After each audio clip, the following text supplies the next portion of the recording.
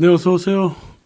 영국하고 트라팔가 해전에서 그 나폴레옹이 해군에 그 막대한 피해가 났어요. 그래서 1806년에 해군을 버리는 대신에 영국 해상을 아예 봉쇄하기로 했죠. 그래서 뭐 유럽의 동맹국들, 뭐 보호국, 점령국 모두 함께 모여가지고 대륙으로 들어오는 그 영국 배를 막으려 그랬다고요. 그러면 영국이 이제 교육할 곳이 없다고 믿은 거죠. 하지만은 뭐 대서양을 이미 휘젓고 있던 영국한테는 유럽도 교역 대상국이지만 미국도 있고 인도도 있고 중국도 있었거든요. 반면 이제 나폴레옹한테는 자기가 보는 세계라는 게 유럽이 전부였죠. 뭐 실상 뭐 산업하고 해상 유통을 거의 독점하던 영국을 싫어했던 유럽 각국들도 은근히 이 해상 봉쇄를 반겼어요. 또 은근히 참여했다고요. 이 사람들한테도 교역 세계란 게 결국은 이제 유럽이다 이거였죠. 이게 이제 해상 세력인 영국 사람들하고 대륙 세력인 유럽 사람들의 세계관이 또 충돌한 사례이기도 했습니다.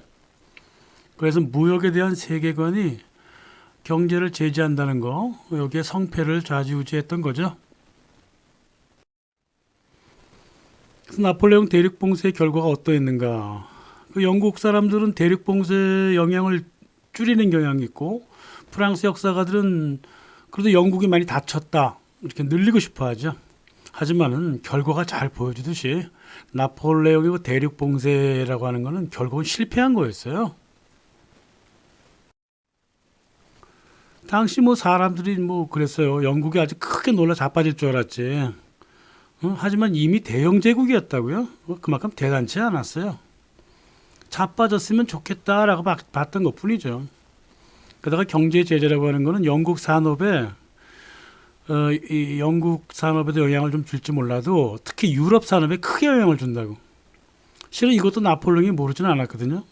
단지 대륙보다는 영국이 더 큰 피해를 볼 것이다. 이래갖고 상대적으로 바라봤다고요. 지금의 미국처럼 이런 200년 전에 200년 전의 모습도 사람들보다 머리가 더 무식하다고, 이 미국이. 이게 경제 제재라고 하는 거는 상호적인 거예요. 나폴레옹도 잘 알고 있었다니까요. 누가 더 큰 피해를 입느냐 이걸 따졌지 한쪽만 피해를 입는다 이런 생각 안 했다고. 그런데 지금 미국 정치계를 보면 한쪽만 피해를 보는 줄 알고 착각을 하고 있다고. 200년 동안 도대체 뭘 배운 건지 모르겠어요. 그 영국은 동인도 회사의 그 오랜 경험을 갖고 있잖아요. 그래서 밀수의 천재들이잖아요. 그래서 밀수를 아주 탁월하게 가동했고요. 대륙 봉쇄 뭐 있었다 하더라도 중립국 상선이랑 계약했고요. 뭐 비용이 조금 더 들었다 해도 뭐 스페인, 뭐 베스트발렌 이런 기타 독일 국가들하고 밀수 무역을 계속 해 나가고 있었다고요. 그리고 해상 봉쇄라고 하는 건 현실적으로 상호적이기 때문에 영국은 거꾸로 프랑스와 그 친선국들 들어오고 나가는 상선들 납포하겠다고 위협을 했다고요. 그러니까 이게 한쪽만 당하는 게 아니라 이 말이에요. 유럽 대륙에는 철도가 없었잖아요. 그죠? 그래서 바다로 교역할 수밖에 없었기 때문에 유럽에서 상품을 마차로 이동해야 됐거든요. 그것도 어떻게? 이건 교역이 불가능했다고요. 유럽 내부는요. 예? 봉쇄는 오히려 유럽 내부 무역을 심각하게 방해했습니다. 이런 사정도 모르고 나폴레옹의 그 영국 경제 제재에 뛰어들었다가 유럽 대륙 경제가 아주 아작이 나고 있었죠. 응? 미국도 영국을 약화시키려고 이 금수 조치에 동참을 했다고. 그런데 미국 경제가 더욱더 큰 타격을 받았잖아요. 그렇게 되는 겁니다.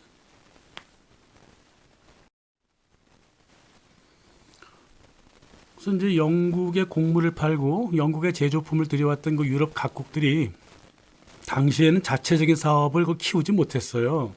유럽 각국의 산업 역량이 없지는 않았거든요. 하지만 자원이라든가 기술 모든 면에서 좀 어려웠죠. 산업이라고 하는 게 뭐 뚝딱 한다고 세워지나요, 그게? 그래서 영국이 당시로서는 필요했고요. 영국이 막아버린 해상로도 필요했다고. 그래서 해상로가 되게 소중했던 포르투갈, 스페인 다 불만이었고 러시아, 네덜란드, 이탈리아도 이 해상 봉쇄에 저항을 해서 막 일들이 벌어지고 있었다고요.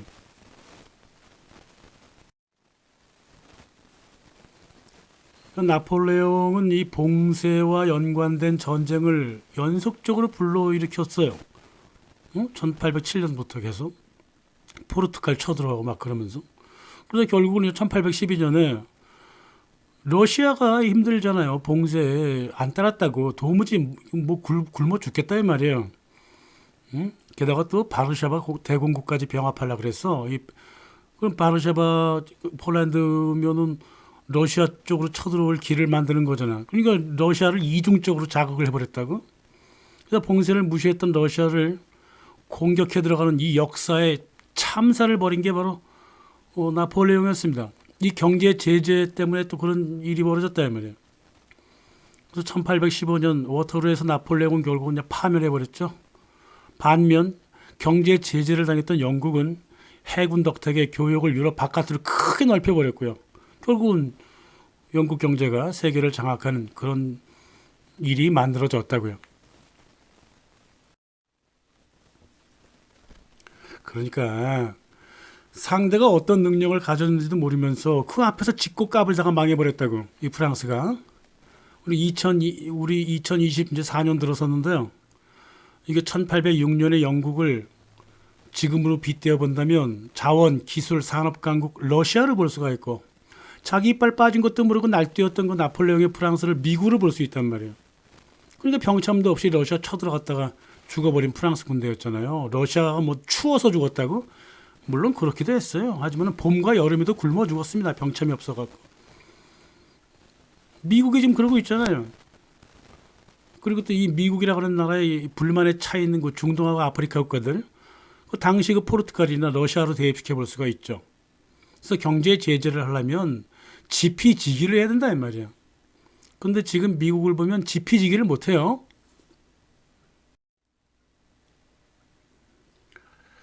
경제 제재라고 하는 거는 나쁜 나라 버르장머리를 고쳐주겠다든가, 뭐 부자 나라가 가난한 나라한테 굶겨버리면 뭐 굴복하겠지라든가, 옛날 영국 스타일에 가벼운 마음으로 하는 행동이 아니라고요.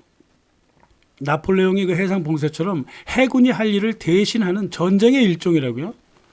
1982년 CIA 경제 제재에 대한 보고서가 잘 보여주듯이 항상 정치적인 목적이 있어요.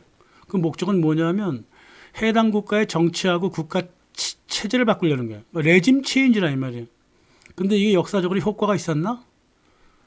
아니 올시다. 경제 제재는 체제를 바꾼 적이 거의 없어요. 가장 큰 목적이 체제 바꾸는 거거든요. 러시아 경제 제재 왜 해요? 미국이. 푸틴 물러나게 하려고 그러는 거잖아요. 응? 아니면 나라를 쪼개버리든가. 그런 경우는 없었다니까요. 아무리 작은 나라라 하더라도. 북한 보세요. 어디 헛꿈을 꾸고 있는 거야 이렇게.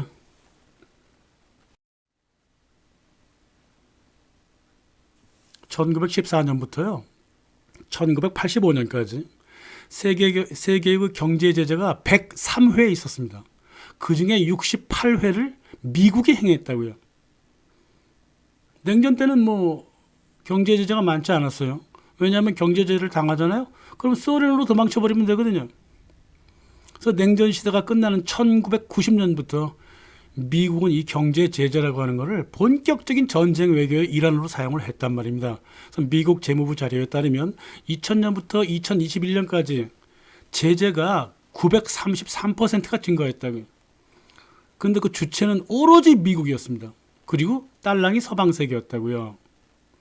그래서 2021년 말 미국 정부는 9,421개의 경제 부분을 제재를 했습니다. 인류 3분의 1을 제재했어요.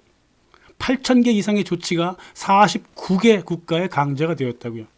횟수로 친다면 현재까지 500회 이상의 제재가 다른 나라 국가들한테 가해졌고, 미국 재무부에 등록된 경제 제재 회사하고 개인은 6,300개였다 이 말입니다.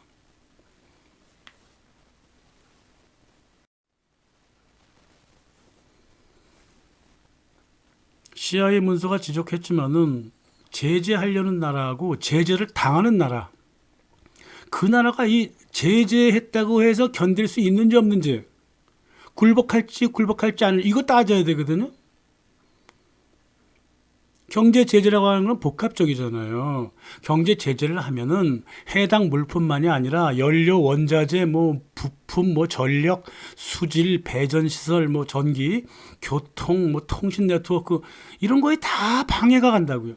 그리고 가뭄도 일으키고 기근도 일으키고 질병도 일으키고 빈곤도 일으키고 수백만 명을 사망에 이르게 할 수도 있어요.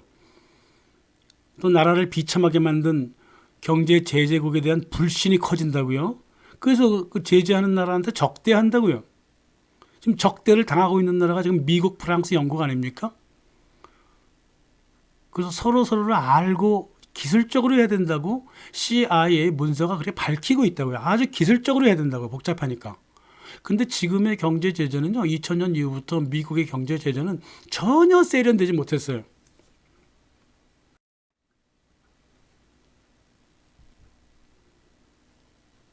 경제 제재가 성공이나 했나 이것도 연구도 안 해본 거예요. 알려진 바 1915년부터 2006년까지 특정 목적을 가진 상태에서 상대 국가의 경제 제재를 가했을 때 그 목적 대비 30% 정도는 성공을 했다고 그래요. 예. 예를 들어서 뭐 성공을 했다라는 거는 이제 리비아를 제재해서 리비아 경제를 제재해서 가다피가 타국의 그 군사자금 그만 주게 중단시켰고 대량 살상 무기라고 하는 거 무기도 포기하게 만든 게 이제 성공이다. 하지만 이런 가시적인 결과는 언제나 뒤집힐 수도 있고요. 달성된 목적이라고 해도 방향이 언제나 바뀌고 또 제지한 나라에 불신이 쌓이기 때문에 눈앞에서 그 목적이 30% 달성됐다 그래갖고 이게 큰 외교적으로 큰 의미가 없다고요. 반면 외교적인 목적에 부합하지 못한 그 제재 당국 국민들의 고통이 어마어마하지. 모두 적으로 돌리는 거예요. 그 제재 국가가 원했던 그 상대국 정권은 바뀌지 않았어. 리비아 같은 경우는 직접 쳐들어가서 죽였잖아요. 반면 경제 제재는 그 나라 국민만 고통받게 한다고. 근데 그 나라 국민 고통받나 주변국 다 고통받고 제재하는 나라 사람들도 고통받아요.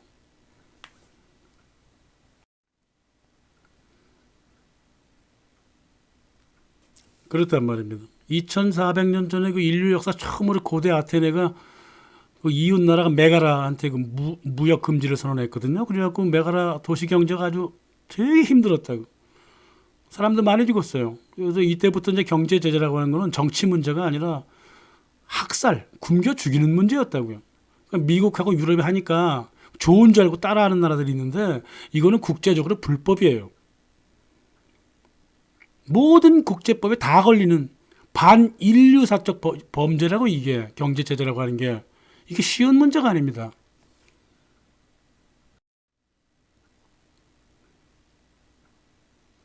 경제 제재를 한 나라는요, 일단 불법을 저질렀다는 사실을 알아야 돼요.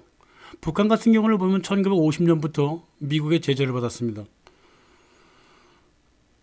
북한에 무역 금지 조치 내리고 뭐 북한 자산 동결시켰어. 이거 한창 전쟁 때였으니까 뭐 이해가 가요. 그죠? 뭐 전쟁 자체가 불법일터인데 뭐 제재한다고 뭐 그게 또 그걸 따로 볼 수는 없잖아요. 하지만 이제 자유주의 시대가 들어섰잖아. 1970년대. 미국은 북한산 원자재가 포함된 모든 농산물 수입을 금지했고요.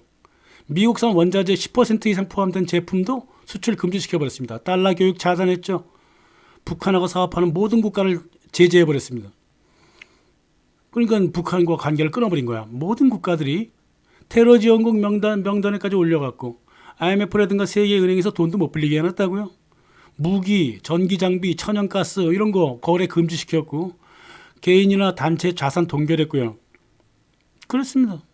일본이 이 제재에 아주 악랄하게 참여했죠. 미국이 시키는 것보다 더 플러스 알파로 더했습니다.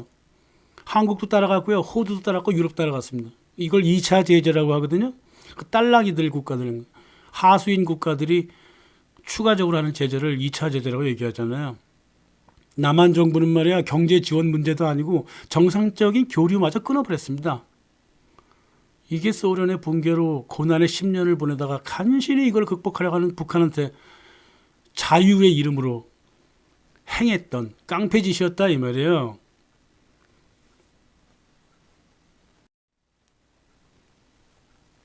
깡패짓이면 깡패짓인 거지 뭐 깡패 국가한테 깡패짓 했다고 뭐 어떠냐 뭐 이런 사람도 있을지 모르겠지만 북한이 과연 깡패 국가인가?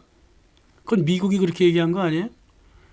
북한이 깡패 국가라는 증거 한번 갖고 왔으면 좋겠어요. 나는 그렇게 깡패 짓 하는 거 못 봤는데 북한. 이념적으로 북한은 저하고 정반대예요. 난 저런 체제 결코 좋아하지 않습니다. 하지만 인정할 걸 인정해야 될 거 아니에요. 2016년에 오바마가 말해요. 650만 명에 달하는 북한 노동당원들 소유의 모든 재산을 동결하는 행정명령을 내렸습니다. 어느 나라 헌법이든 간에 인권과 자유에 연관한 모든 법규를 어긴 불법이었다 이 말이에요. 2017년에는 해외에서 일했던 수천 명의 북한 근로자 북한으로 강제 송환시켰고요. 수많은 북한의 외국 회사와 합작 회사가 다 폐쇄가 되어버렸습니다. 그래도 북한은 살아남았습니다. 참 생명력 대단한 나라입니다. 북한이라고 하는 나라는요. 우리 같은 민족이잖아요. 남한, 한국도 마찬가지예요. 아주 끈질기게 살아남잖아요. 그래서 북한 같은 경우는 2019년에 665만 톤이나 되는 곡물을 생산해갖고 이제 기금 같은 거는 이제 없다 그래요. 그리고 의류 생산에 필요한 합성섬유 비날론 같은 거 생산시켜가지고 의식주에 큰 문제가 없답니다. 그만큼 참 생명 질긴 나라죠, 그죠? 어떻게 이 조그만 나라가 그 미국의 엄청난 경제 제재를 다 뚫고 그나마 그래도 먹고 살게 하는지 참 기특해요. 한국인들의 어떤 특성인 것 같아요.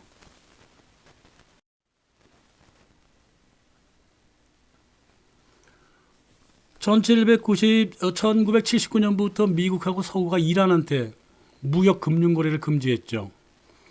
1,000억 달러에서 1,200억 달러 자산 동결시켜버렸고 막대하게 석유 수익 손실을 입혔습니다. 이 동결된 자산을 어떻게 처리했냐면 뉴욕 연준이 250개 외국 정부 계좌에 분산 관리해가지고 지들이 써서 마음대로 쓰게 만들어놨어요. 북한하고 똑같이 이란도 달러로 사업할 수 없게 만들고요. 해외 자산 돈 터치하게 만들었고요. 대부분의 국제 무역을 차단시켰습니다. 그래갖고 2018년 10월 달에 이란이 국제사법재판소에 이 경제제재 조치가 불법이라고 고소를 해가지고 승소해서 이겼습니다. 그러니까 미국은 무시해버렸죠. 미국만큼 국제법을 어기는 국가가 역사상 있었나요? 없었잖아요. 이란이라고 하는 나라는 미국 경제제재에 의해서 북한만큼 압박을 받았지만 그래도 살아남았습니다. 이 미국의 경제제재는 북한하고 이란 모두한테 실패했어요. 단지 국민만 고통스러웠다고요.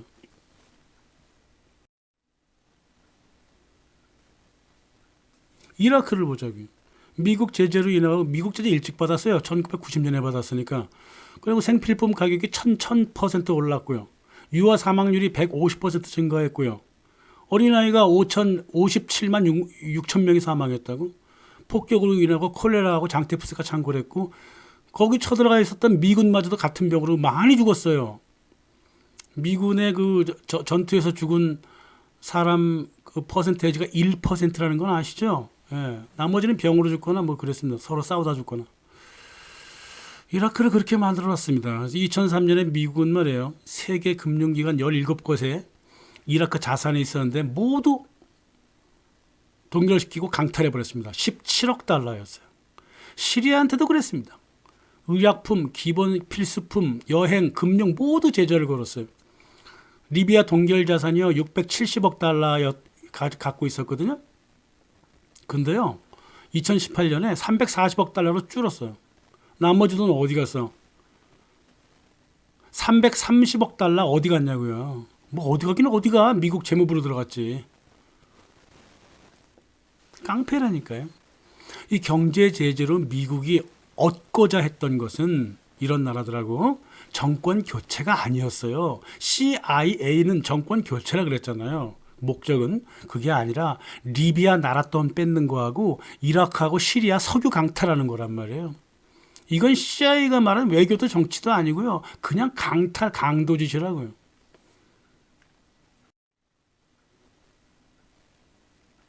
베네수엘라. 2014-15년부터 미국이 베네수엘라 석유, 금, 광업 모든 경제 부분하고 국영항공사, TV 산업 일방적으로 제재했죠.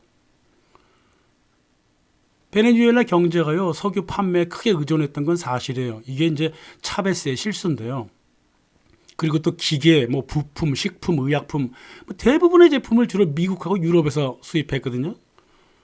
나라 이렇게 운영하면 안 되는 거예요. 자기네가 석유로 돈 많이 벌고 있을 때 산업 기반을 미리 다 키워두고 있어야 됐었거든요. 러시아처럼. 러시아는 그렇게 키워두고 있었다고요.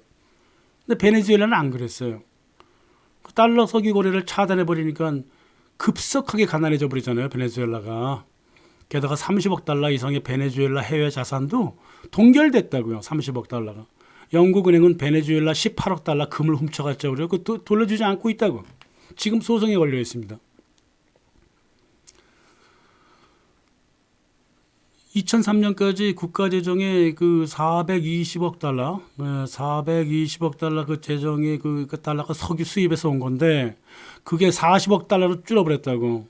그러니까 어떻게 해요? 복지 정책을 다 없애야 했죠. 자금을 삭감하고 그래야 했다고요. 그래서 인구 3분의 1이 식량 불안에 빠졌고요. 지난 10년 동안 10만 명의 어린아이가 사망했다고 알려져 있죠. 그 정부 수입은 경제 제재 이전 수입의 99%로 감소가 됐고요. 이런 경제제에 대해서는 한마디도 안 하면서 베네수엘라가 막 석유만 파내다가 망했다라든가 포퓰리즘으로 망했다, 사회주의로 망했다 이런 개소리를 해대고 있다고 이 서구 미디어가. 경제 제재 없어봐. 마두로 정권이 이렇게 힘들겠어요? 균형 있게 세상을 봐야지. 베네수엘라 차베스 정권이 사회 기반 시설 같은 것들을 제대로 안 해둔 건 사실이에요. 하지만 거기서 모든 문제가 터진 게 아니라고 경제 제재가 가장 큰 역할을 했단 말입니다. 이 베네수엘라 초인플레이션을 일으키고 이게.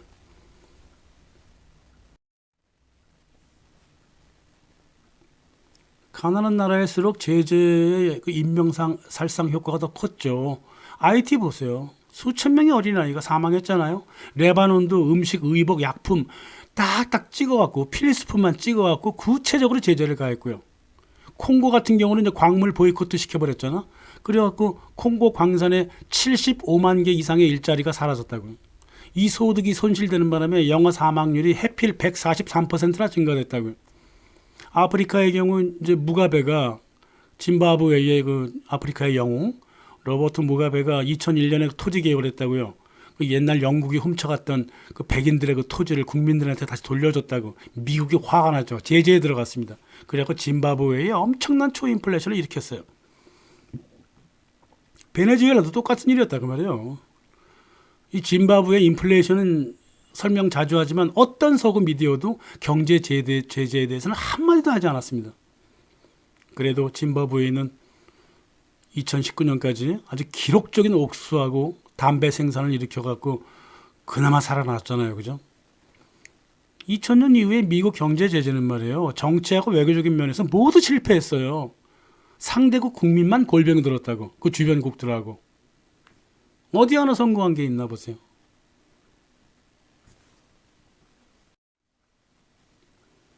이처럼 미국은 말이에요. 자산 동결시키고 압수하고 노골적인 강도짓을 정당화했다고요. 예전에는 침략하고 쳐들어가서 점령을 해서 달성했던 속도 그만큼이나 타국의 자산을 경제 제재를 통해서 강제한다고요. 강탈한다고요. 경제 제재니까 물건 못 들어가게만 하는 줄 아셨어요? 그 나라의 물건이라든가 돈 바깥에 나가 있는 것도 다 뺏어갑니다. 지난 40년 동안 미국이 말이에요. 39개국 경제 제재를 함으로써 자산 동결을 통해 갖고 돈 많이 벌었어요, 미국. 전쟁에 이제는 직접 개입하는 정당성도 사라졌잖아요. 인도주의적 개입 이것도 이제 안 먹혀. 그 경제 제재하는 거예요. 이 경제 제재라고 하는 거는 약탈의 한 형태로 자리를 잡았고요. 이미 2008년 이후부터는 더욱더 심해져 가지고 미국의 독특한 경제 활동이 하나로 딱 자리를 잡아버렸다고요. 이제 강탈하고 혼란만이 경제 제재의 목적이지 정치적 전략, 외교 이런 건 없다 이 말입니다. 조 바이든 이 미친놈은 말이에요. 60년 동안 제재를 가했던 그 쿠바한테서 현가치 9,226억 달러를 뺏어갔거든요. 그렇게 엄청나게 쿠바한테 손실을 입혀놓고 경제 제재 조치가 말이야 해당 국가 정권 바꾸는 거에 필요한 것이지 국민을 향한 건 아니다. 이런 개소리 머리가 망가진 치매 걸린 조폭 같은 변명을 해댔다 이 말이에요. 그럼 리비아는 정권 바꿨는데 왜 버려뒀어, 저렇게? 어? 왜 돈만 뺏어가고 석유 뺏어가고 나머지 정권에 대해서 왜 한마디도 안 했냐고. 이 자전거 탄 사람 밀어놓고 난 자전거만 망가뜨리려고 그랬지 저 사람 때리려고 그런 건 아니야. 저 사람이 상처받는 건 싫어. 난 자전거만 망가뜨리려고 그랬어. 이런 개도 짖지 않을 소리를 하고 있다 이 말입니다.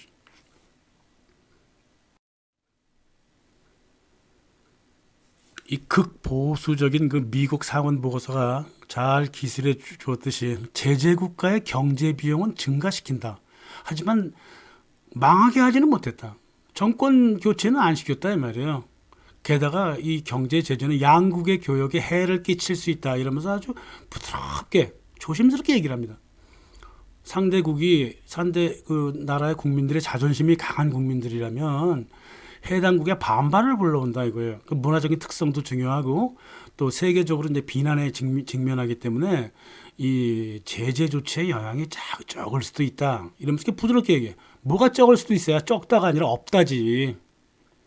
그러면서 뭐라고 이 상원이 얘기하냐면 따라서 혼자서 경제 제재하지 말고 국제 공조로 경제 제재를 하자 이 말이죠. 하지 말자는 게 아니라 똘마니 국가들과 함께 하라 그 말이에요. 그러면 효과가 더 크다 그 뜻입니다. 어쩌면 미국은 정부도 깡패고 의회도 깡패인지 모르겠어요. 그래서 1992년부터 이 똘마니 국가들과 함께 다른 나라 경제를 쪼아댔죠. 근데 효율적이라고 하는 증거는 없어요. 정치하고 외교는 사라졌고요. 돈만 뺏었습니다. 얼마나 웃기는 줄 알아요? 미국이 아프가니스탄 중앙은행에서 70억 달러를 동결시켜 갖고 연준이 관리를 하고 있죠. 그래서 작년에 10월 달에 아프가니스탄이 힘들다고 그랬을 때 7억 8,200만 달러를 지원해 줬거든요. 그게 지원해 준 게 그게 미국 주머니에서 나온 거 아니잖아요. 지네가 뺏은 아프가니스탄 중앙은행에서 70억 달러 중에 7억 달러 앞에서 갖다 준 거 아니야? 이게 지원이에요? 강도지?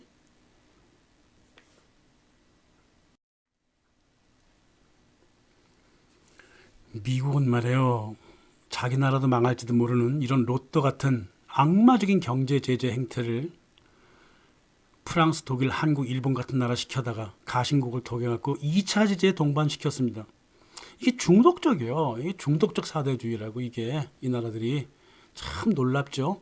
2023년 작년에 유엔 총회에서 이 경제 제재는 민간인의 인권을 침해한다. 그래서 경제 제재를 비난하겠다. 이 결의안에 54개국이 반대했습니다. 제대로 된 정신을 갖고 있는 나라는 128개국밖에 없어요.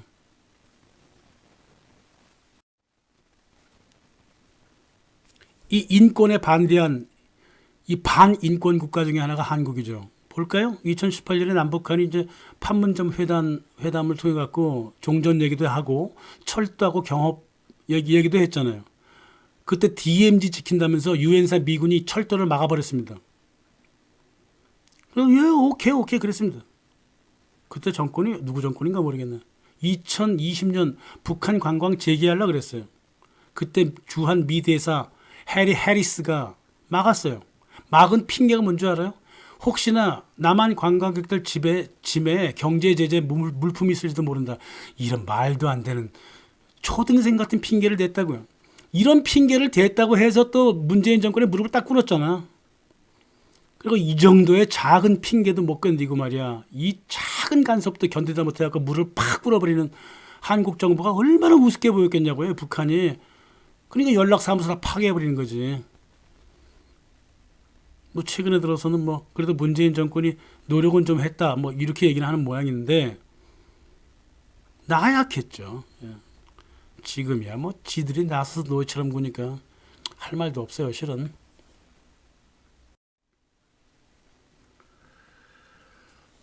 유엔 인권 고등 판무관실이라고 있어요. 굉장히 중요한 역할을 하죠. 미국의 경제 제재에 과잉 충성하는 짓거리를 한다 이 말이야. 응? 2차 경제 제재는 제재 대상 국가 거주인뿐만 아니라 해외에 거주하는 국민까지 무차별적으로 영향을 미친다. 모든 사람의 인권에 영향을 미치며 때로는 1차 제재의 영향을 초과할 수도 있다. 국제적 책임, 국제형법, 무역환경법, 외교협약, 면제에 대한 일방적인 제재와 과잉 중수하는 것은 과잉 충성하는 것은 국제법적으로 미치는 영향에 대해 우려스럽다. 이런 과잉 중수가 미국한테 과잉 충성하겠다면서 자기네들도 제재에 참여하는 짓거리는 이건 불법이다 이 말이에요.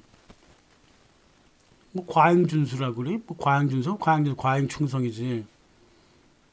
이제는 번역도 직역 의역을 떠나갖고 실제 사실을 그대로 B 언어 활용자들한테 전달하는 추세예요. 그걸 등가 번역이라고 그러잖아요. 그래서 등가를 번역하면은 준수를 너무 심하게 한다는 뜻은 충성을 아주 심하게 한다는 소리라고. 과잉 충성이라고 하는 단어가 더 어울린다. 뭐 이건 뭐 그건 그렇고. 누가 시키지 않아도 알아서 기어요. 응? 프랑스, 독일, 덴마크, 스웨덴, 일본, 한국 이런 미국의 경제 제재에 악마적인 로또에 참여한다고요. 이 후폭풍이 어떻게 어떤 방식으로 올지 몰라요. 이건 로또 같은 거라고요. 미국 같은 경우는 당장 로또를 맞아도 뭐 역풍을 맞아도 그만 안 맞지 않아도 그만이야. 하지만 삽살개 같은 국가들이 과잉 충성하다가 얻어맞는 그 부작용은 문제가 크다 이 말이에요. 분명 유엔에서 그랬어요. 인권 침해니까 경제 제재 그 안건을 올렸잖아요. 근데 이 의제를 거부해 버렸다 이 말이에요. 깡패 국가지 뭐. 54개 국가는 깡패 국가라고 이제 지킨 거예요. 이제 때가 다가오면 나폴레옹처럼 몰락의 길을 걸을 때 같이 그 위성 국가하고 같이 몰락한다고 이게. 어째 이렇게 줏대 없는 외교를 하고 있느냐고.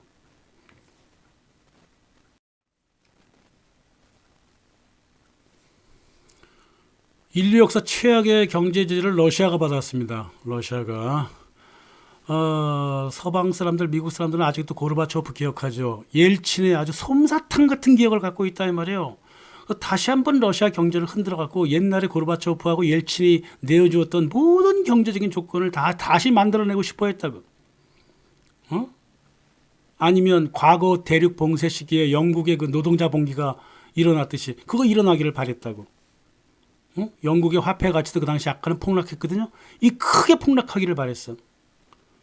그래서 러시아 민중을 불러일으켜 갖고 푸틴을 밀어내고 싶은 거지 뭐. 러시아가 어떤 나라인데요. 볼셰비키 혁명 이후에 100년 동안 서방의 제재를 계속 받아와 갖고 냉전 시절에도 불구하고 서방의 제재를 우회하는 여러 가지 방법을 갖고 있었어요. 이미 19세기 초 영국하고 똑같아요. 면역력이 아주 탁월한 나라라고요. 러시아가. 그렇게 또 남의 돈 함부로 뺏고 만 개가 넘어가는 제재를 하고 해도 러시아는 끄떡 없는 거예요.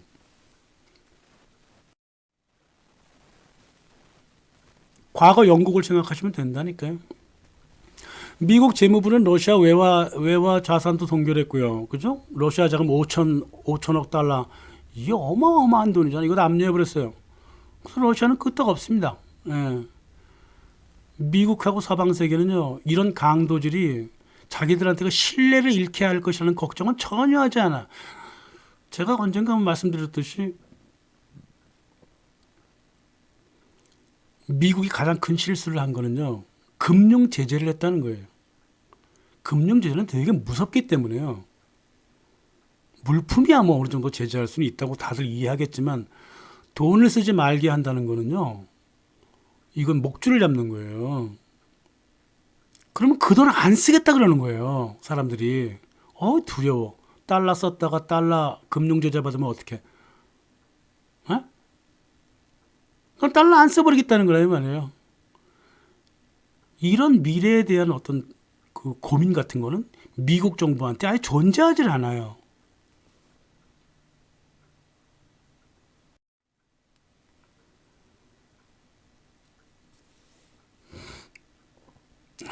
러시아가 말해요. 제재를 받던 2014년부터 2015년, 16년 언저리까지 GDP 성장이 3.8% 감소했고요. 인플레이션이 15.5% 상승했습니다. 예산이 적자가 났다고. 식량 부족 현상까지 나타났습니다. 하지만 이 문제는요, 대다수 경제학자들이 지적했듯이 경제 제재가 아니라 글로벌 유가 하락 때문에 그렇다 이 말이에요. 이걸 갖다가 경제 효과가 있었네 어쩌네 이런 개뻥을 쳐왔던 게 또 서구의 미디어였다 이 말이에요. 학자들하고 말이 완전히 달라요. 이 미디어는요. 국민들은 뭐 논문을 얼마나 읽나 텔레비에서 그렇다 그러면 그렇다 그러지. 이런 사기까지 치면서 러시아의 면상을 계속 긁어왔다 이 말이에요.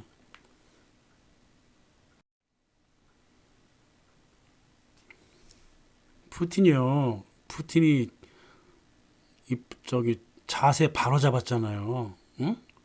2000년대에 그 빠르게 성장하고 있는 아시아 시장으로 무역 초점을 옮겼잖아요. 그래서 많은 조치를 이미 취해놨어요. 게다가 이 산업 영역이 세계적으로 분산됐잖아요. 유럽하고 미국의 산업이 뭐가 있나? 딴 데로 다 분산되어 있잖아요. 그 중립국을 통해 갖고 언제나 교육이 가능하다고요. 응? 다른 나라하고 다른 거래를 할 수 있는 옵션이 항상 존재한다고. 제재 조치로 시장이 폐쇄됐다. 그럼 우회할 길은 언제나 많습니다. 또 새로운 시장도 있고요. 무역 파트너도 바꿀 수 있어요. 간단하게 전환할 수 있다고. 그래서 교육 가능한 숫자가 국가 수가 늘어났고요. 또 세계화 때문에. 그렇다 말이에요. 옛날에 영국이 대륙 봉쇄했을 때 우회로 잡은 거랑 똑같은 거예요. 푸틴도.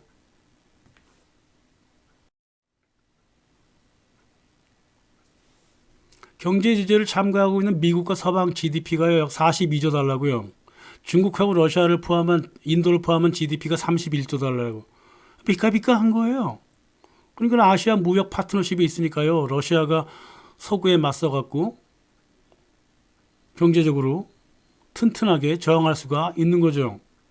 게다가 러시아는 산업 역량이 100년 이상 갖고 있으니까 수입 대체 너무너무 쉽다고요. 그리고 러시아 자국 산업에 보조금까지 지급하면서 무역 네트워크를 계속 확대해가고 산업을 계속 만들어가잖아요. 금방금방 만들어낸다고. 금방금방.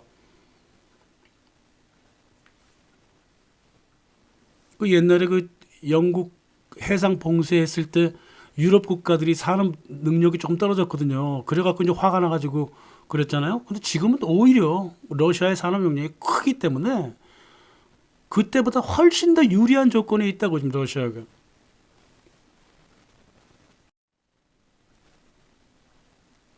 특히 중국이 있잖아요. 중국하고 무역을 급속하게 강화시켰죠. 응? 거꾸로 러시아한테 그 값싼 에너지 의존했던 유럽이 크게 약화돼 버렸다고. 게다가 러시아 우크라이나 전쟁 지원한다면서 군대에 더 많은 자금하고 생산력을 투입토록 촉발시켰잖아요. 그리고 유럽에 광범위하게 경제 침체를 초래했습니다. 그리고 아까 말씀드렸듯이 러시아와 무역해왔던 나라들은 이 미국이 행하고 있는 이 불신, 경제 제재와 자산 강탈을 계속 지켜보잖아요. 바본가? 달러 쓰면 안 되겠다 싶어갖고 통화 교환을 계속 개방시키려고 그러잖아요. 그 달러 패권 침식에 계속 기여하고 있다고요. 그러니까 지난 10년간 끝없이 달러 그 교역량이 줄어들잖아요. 돈만 많이 찍었다고 그게 그건가? 많이 찍으면 뭐해? 물품과 교환하는데 직접 얼마나 쓰이냐 그게 중요한 거죠.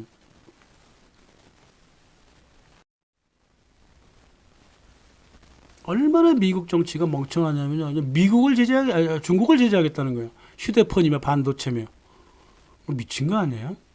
반도체가요. 자율주행차라든가 전기차라든가 AI라든가 스마트 생산 시스템이라든가 슈퍼컴퓨터 이거 모두 다 필요한 건데 이 반도체를 막겠다고 해서 막아줘요 이게?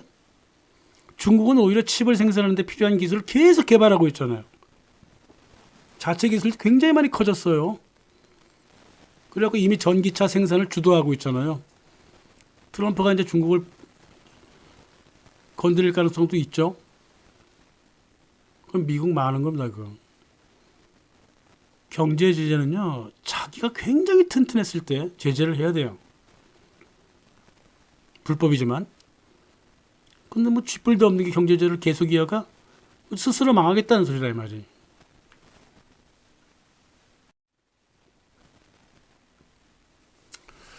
간디요. 20세기 초에 간디가 당대 최강대국인 영국을 숭배했습니다. 당시로서는 최강대국이니까 숭배했죠. 1948년에 죽었잖아요. 그때까지만 해도 미국이 어떤 나라인지 몰랐어요. 간디는. 만약에 죽지 않았으면 미국에 달라붙었겠죠. 이완용처럼. 아주 비열한 사대주의자였지만 멍청이는 아니었단 말이에요. 네? 멍청이는 아니었어. 상대의 힘을 잘 알고 조율했던 사대주의자였단 말이에요. 그런데 한국의 1층 사대주의는 간디만큼 영민한가요? 전혀 아닌 것 같아요.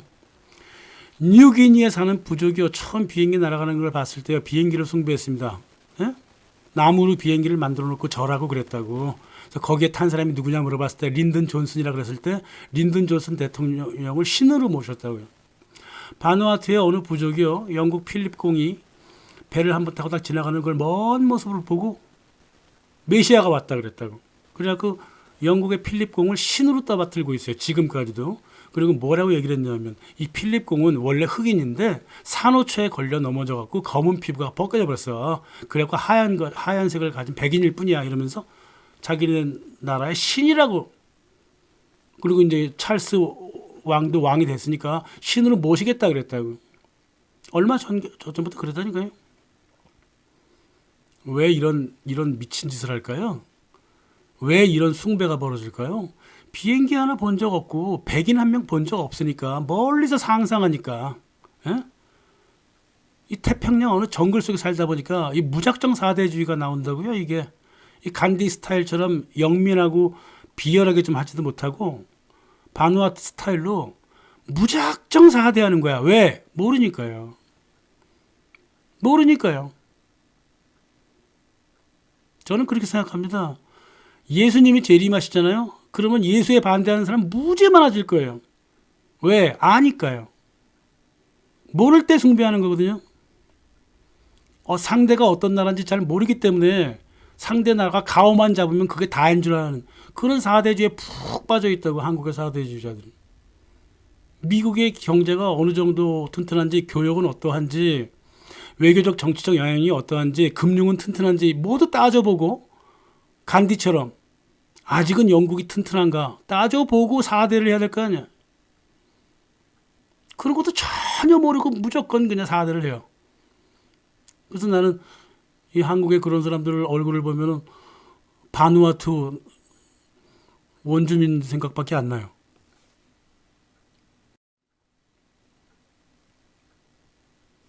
세계 외교가 정글이라고 하지만 그렇게 정글은 아니었어요. 옛날에는 사람이 지는 오솔길이라도 있었다고. 근데 이제는 없습니다. 미국이라는 나라 자체가 서방 세계가 외교의 길을 아예 없애버렸어요. 세계가 혼란스러워져 버렸다. 뭐가 불법인지 합법인지도 모르고 법원들도 지들 멋대로 판결 내리고 이런 엉망진창의 시대에 이제 접어들었단 말입니다. 그러니까 사람들이 힘들어하죠. 무엇보다 정신적으로 굉장히 문제를 많이 일으키고 있다고. 현대인들이. 가만 보면 말이에요. 1956년에 그 수에즈 운하 이집트한테 넘겼을 때 영국이 반대했잖아요. 그때 미국이 이집트 손을 들어줬다고. 그때 영국 사람들이 뒤통수를 크게 맞았거든. 그때부터 영국인들의 정신 상태가 굉장히 온전하지 못했다고. 아주 정신분열에 많이 그거 접해져 있었어. 지금 세계 시민들은 그런 모습이 보인다 이 말이야. 응? 세계 권력이 영국이 그나마 갖고 있는 줄 알았더니 미국한테 다 뺏겼다. 그 정신적 혼란이 왔단 말이야 영국 사람들한테. 2024년 갑진년이죠. 꼭 용의 해라서라기보다 이 무질서 속에 그 새로운 질서가 눈앞에 보일 수도 있는 그런 해예요. 어? 그래도 보지 못하면 뭐 어쩔 수 없는 거지. 영국 사람들처럼 정신분열에 빠져버리는 거죠. 정신 못 차리면 뭐 용이 내뱉는 불에 타 죽는 수밖에 더 있겠어요. 2024년은 정신을 좀 많이 차리는 해가 됐으면 좋겠습니다. 한국 사람들한테.